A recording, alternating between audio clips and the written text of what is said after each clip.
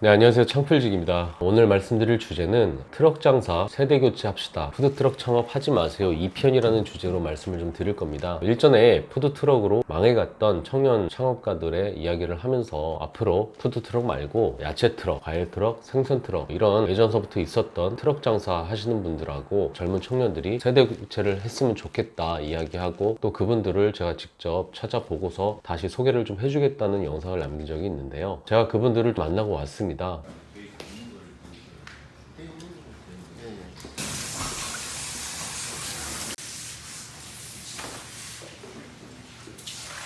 그래서 그 내용을 토대로 한번 좀 말씀을 좀 드려보려고 합니다. 예전에 식객이라는 영화가 있었습니다. 좀 허영만 만화가 선생님이 백반기행이라고 해가지고 직접 막 다니는 프로그램이 요즘 하긴 하는데, 그 식객이라는 영화를 보게 되면은 남정이라고 하는 당대 최고 음식점들의 그곳에서 최고 요리 고수를 뽑는 그런 대결을 담은 영화로 제가 기억을 하는데요. 거기에서 주인공인 성찬이라고 하는 청년이 트럭 하나를 끌고 다니면서 과일 야채 장사를 하면서 주부 손님들한테 굉장히 인기를 끌었던 장면들이 나오게 되는데, 음식을 했던 친구다 보니까 식재료 하나하나에 대해서 잘 아니까 손님들한테 설명을 잘 해줄 수 있잖아요. 그런 식으로 원재료에 대해서 설명을 하면서 장사를 되게 활발하고 되게 성실하게 하는 그런 모습들도 보기가 좋았는데, 젊은 트럭 장수가 누구보다 밝게 웃으면서 장사를 하다 보니까 아무래도 좀 나이 드신 분들이 하는 것보다도 주부 손님들도 더 좋아하시고 이렇게 좀 열정이 느껴지는 그런 모습들이 정말 보기가 좋았습니다. 몇 년 전 제가 하고 있는 일 때문에 시식 행사를 해야 될 푸드트럭이 필요해가지고